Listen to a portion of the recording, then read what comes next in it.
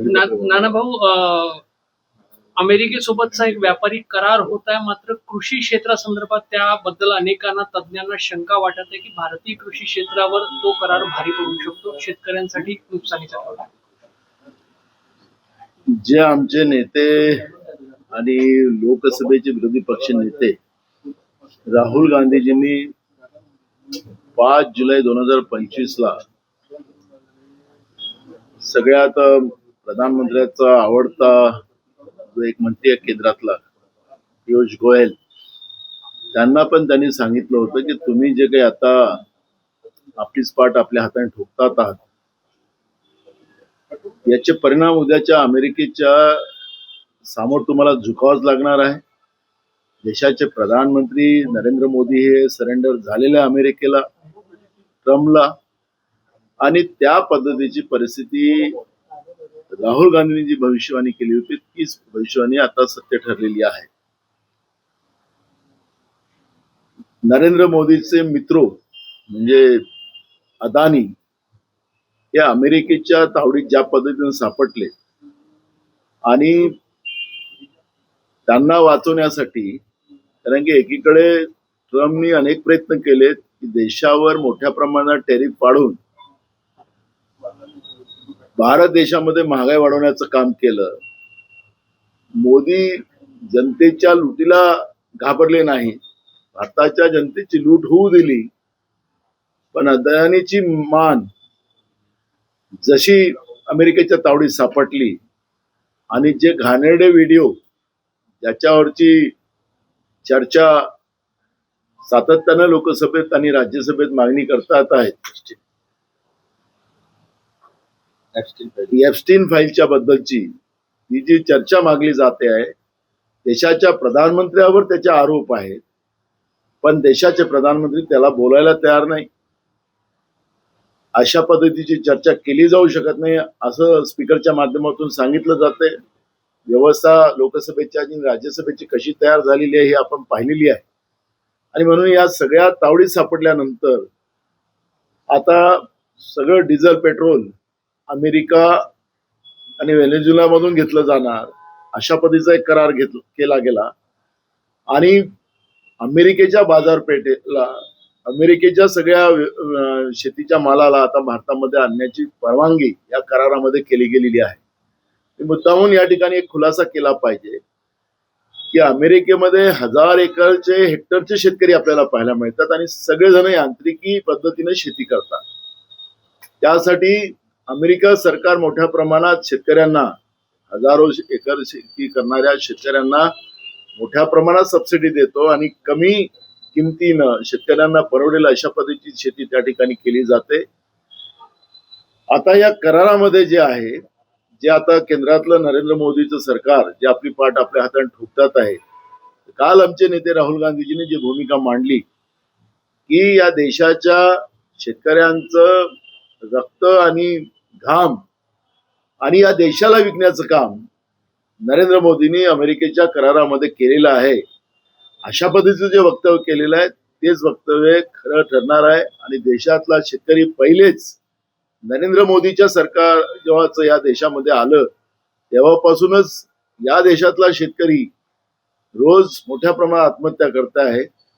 शेतीच्या मालाला भाव न देणं, शेतीचा खर्च वाढवणं, शेतकरी विरोधी धोरण नरेंद्र मोदींनी जे स्वीकारलं होतं त्याचा आता पूर्ण अमेरिकेच्या या करारामध्ये या देशातला शेतकरीच आता उद्ध्वस्त होईल अशा पद्धतीची भीती निर्माण झालेली आहे. आणि अशा या कराराला जो स्वतःचा जीव वाचवण्यासाठी नरेंद्र मोदींनी या देशाच्या शेतकऱ्यालाच विकून टाकलेला आहे. आणि म्हणून या कराराचाच आम्ही विरोध करतो, निषेध करतो. ही भूमिका आमची काँग्रेस पक्षाची आहे. लोकसभेमध्ये काल या पद्धतीनं विरोध झाला. खासदारांनी तुमच्या स्पीकरकडे त्याबद्दल विरोध केला. डॉक्युमेंट भिरकावून लावले, कागद भिरकावून लावले आणि नगरसेवक तुमच्या जवळचे तुमचे खासदार सस्पेंड झाले, प्रशांत पडोळे. काय सगळ्या भूमिकेत तुमचं वाटतं? मला त्यांच्यावर गर्व आहे. शेतकऱ्यांच्या आणि देशाच्या हितासाठी आमचा खासदार एकदा नाही अनेकदा सस्पेंड झाला तरी चालेल, त्याचा आम्ही इकडे आल्यानंतर सत्कारच करू. कारण की जे शिकवण आम्ही दिलेली होती आमच्या खासदाराला की शेतकरी विरोधी धोरण आणि देशाचा अहित करणारं जे सरकार केंद्रात बसलेलं आहे त्या सरकारच्या विरोधात तेवढ्याच ताकदीनं आपली भूमिका मांडली पाहिजे. पण विरोधी पक्ष नेते राहुल गांधीजींना राष्ट्रपतीच्या अभिभाषणावर न बोलू देणं आणि ज्या ठिकाणी देशाच्या सुरक्षेच्या बद्दलचा मुद्दा उपस्थित करून सुद्धा एकतर्फी लोकसभेचे अध्यक्ष ज्या पद्धतीनं भूमिका घेत होते आणि त्याचा विरोध करून आमच्या खासदारांनी त्यांच्यावर भेटवलं का. मी राहिलो होतं वेगळं केलं असतं. आता त्याला आमचा खासदार नवीन आहे नाही तर मी तो वेगळं केलं असतं. जाऊन त्यांच्या काय करू शकतो मग तो सगळ्याला माहिती आहे महाराष्ट्राच्या जनतेला. आणि म्हणून मी आपल्याला सांगतो की आमच्या खासदाराचा मी सत्कार करेल, त्याचा सन्मान करेल आणि भंडारा गोंदिया दोन्ही जिल्ह्याच्या शेतकऱ्यांना आणि तरुणांना, कारण की देशाचा प्रश्न आहे हा, त्याचा आम्ही जाहीर सत्कार आमच्या लोकसभा क्षेत्रामध्ये करू. किती दिवस सस्पेंड राहणार मग स्थानिक मतदारसंघातल्या लोकांचे प्रश्न मग कसं? याच्यापेक्षा काय मोठे प्रश्न असतात देशहितापेक्षा. ज्यांनी देश विकला ज्या नरेंद्र मोदींनी ज्या भाजपनी, ते सगळ्यात मोठा प्रश्न आज देशामध्ये आहे. आणि त्याच्यामुळे ही जी प्रश्न आहेत हे प्रश्न तर सोडवतातच लोक आपल्या पद्धतीनं, पण ज्या पद्धतीनं देशाच्या शेतकऱ्यांचाच लिलाव केला या भाजपनी, या नरेंद्र मोदीच्या सरकारने देशच विकला, त्यामुळे याच्यापेक्षा मोठे प्रश्न होऊ शकत नाही. या प्रश्नावर आता तुम्ही राज्यभर आंदोलन करणार का, शेतकऱ्यांपर्यंत जाणार का सरकारला? बिलकुल बिलकुल. आम्ही आता आमच्या प्रदेश काँग्रेसचे अध्यक्ष त्यांच्याशी एक मीटिंग तातडीनं आम्ही लावू आणि आता याच्यावरचा एक उठाव महाराष्ट्रामध्ये आम्ही करू अशी भूमिका आमची आहे. अजितदादांचा जो अपघाती निधन झाला त्याच्यानंतर आता राष्ट्रवादीचे बरेचसे नेते त्या संदर्भात संशय व्यक्त करत आहेत. आणि हे बघा, आता याच्यावरची चर्चापेक्षा देशहित हे महत्वाचं आहे. आणि देशहित आणि ज्या पद्धतीनं नरेंद्र मोदीच्या सरकारने देशाचं वाटोळं करून देश विकला, याच्यापेक्षा मोठा कुठलाही प्रश्न होऊ शकत नाही. आणि म्हणून मी आज तुम्हाला तातडीनं या ठिकाणी तुमच्या समोर आलेलो आहो आणि महाराष्ट्राच्या जनतेला या मोदींचा आणि भाजपचा खरा चेहरा जनतेच्या समोर जावा, महाराष्ट्राच्या जनतेच्या समोर जावा, शाहू फुले आंबेडकरांच्या महाराष्ट्रात जावा, ही भूमिका आमची आहे. आणि म्हणून मी आपल्या समोर इथं आलेलो. चंद्रपूर महापालिकेचा संदर्भातला एक विषय काल पक्षश्रेष्ठींसमोर होता. आपण अनुभवी नेते, दोन्ही नेत्यांना आपण काय सल्ला द्याल? किंवा बघा, आता आमच्या दिल्लीच्या नेत्यांनी हा प्रश्न सोडवलेला आहे. महापौर काँग्रेसचाच होईल, त्यामुळे आता याच्यावरची काही चर्चा करावं असं मला वाटत नाही. तो कशा पद्धतीचं आंदोलन उभं कराल? कारण काँग्रेसला एक चांगली संधी असणार आहे शेतकऱ्यांपर्यंत जाण्याची. संधीचा हा भाग ठरू शकत नाही, कारण की ज्या पद्धतीनं 2014 पासूनच नरेंद्र मोदी आणि भाजपनी आणि विशेष करून RSSनी या देशाच्या लोकशाहीला संपुष्टात आणून देशच विकायचा जो प्लॅन केलेला होता तो खरा चेहरा आता पुढे आलेला आहे. आणि म्हणून याला आम्ही संधी म्हणणार नाही. आमचे नेते राहुल गांधीजी आणि काँग्रेस पक्षाने सातत्यानं त्यांना या सगळ्या गोष्टीला मी मगाशी उल्लेख केला की 5 जुलै 2025 ही गोष्ट राहुल गांधीजींनी बोललेली होती. ते जे कॉमर्स मिनिस्टर जे आहेत पियुष गोयल, त्यांनाही ट्विट केलेलं होतं. त्यांनी सांगितलं होतं की हे पाप करू नका आणि आता तुम्ही जे आपली पाठ आपल्या हाताने ठोकताय हे जास्त दिवस ठोकू शकणार नाही.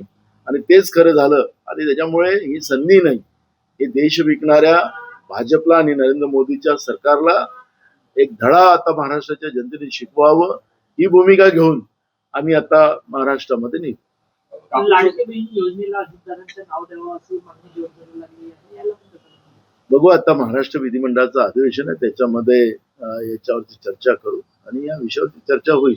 कापूस उत्पादक शेतकरी मोठ्या प्रमाणात आहे राज्यामध्ये आणि देशातही. काँग्रेस या पद्धतीनं कापूस उत्पादक शेतकरी इतरांवर काही हे जे फॅक्ट आहे त्याच्यामुळे हे परिणाम होणार आहे. कसं तुम्ही पुढे जाणार आहे? काही यात्रा वगैरे काढणार आहात का? काय? बिलकुल. मी मगाशी सांगितलं की प्रदेश काँग्रेसच्या अध्यक्षाबरोबर याच्यावरची एक मीटिंग होईल. ही स्वतः शेतकरी आहे. शेतकऱ्यांसाठी आतापर्यंत मी राज्यात आणि देशात काय काय केलंय सगळ्यांना आपल्याला माहिती आहे. आणि जिथं जेव्हा शेतकऱ्यावर अन्याय होतो, कारण की हा अन्नदाता आहे आमच्या देशाचं, जे खऱ्या अर्थानं केंद्रबिंदूच देशाचा GDP हा शेतीवरच अवलंबून आहे. आणि म्हणून या कृषी प्रधान देशामध्ये या अन्नदात्याचा लाच त्याच्या घामाला आणि त्याच्या रक्ताला विकून आपल्या स्वतःची मान वाचवण्याचा आणि आपल्या पोटांची मान वाचवण्याचा जो प्रयत्न झालेला आहे, आणि म्हणून या नरेंद्र मोदीच्या सरकारचं वाभाळ आता जनतेपर्यंत पोहोचवणं, शेतकऱ्यांपर्यंत पोहोचवणं, तरुणांपर्यंत पोहोचवणं, सर्वसामान्यांपर्यंत पोहोचवणं ही भूमिका काँग्रेस पक्षाची राहणार आहे आणि त्याच्यावर आम्ही काम करू. जय पवारला दिल्ली मध्ये पाठवण्याच्या अंतर्गत जे आहे ते राष्ट्रवादीचे अंतर्गत प्रश्न आहेत. त्यांनी कोणाला पाठवावं नाही पाठवावं तो त्यांचा भाग आहे. बीडमध्ये जोपर्यंत माझे पैसे निघणार नाहीत तोपर्यंत मी पाणी सोडणार नाही किंवा गावाला काय प्यायला द्यायचं ते द्या, असं एका सरपंच पतीचं वक्तव्य समोर येत आहे ग्रामसभेत. नाही, मूळ प्रश्न आहे की महाराष्ट्रातल्या मुख्यमंत्र्यांनी, काल मी आज पेपरला वाचत होतो की महाराष्ट्राची आर्थिक परिस्थिती काय आहे आता सगळ्यांच्या समोर आलेली आहे. महाराष्ट्रातल्या ज्या काही घोषणा करून योजना केल्या, हर घर में नल, नल में जल, जल में पाणी, आता ते कुठं पाणी गेलं आणि कुठं जल गेलं आणि कुठं नळ गेले हेच पाहायला नाही. ठेकेदार आत्महत्या करतात आहे. आणि म्हणून या अधिवेशनामध्ये या सगळ्या प्रश्नावर एक सरपंचच नाही अनेक प्रश्न पडलेले आहेत. या सगळ्या प्रश्नावर आम्ही सरकारला धारेवर पकडू.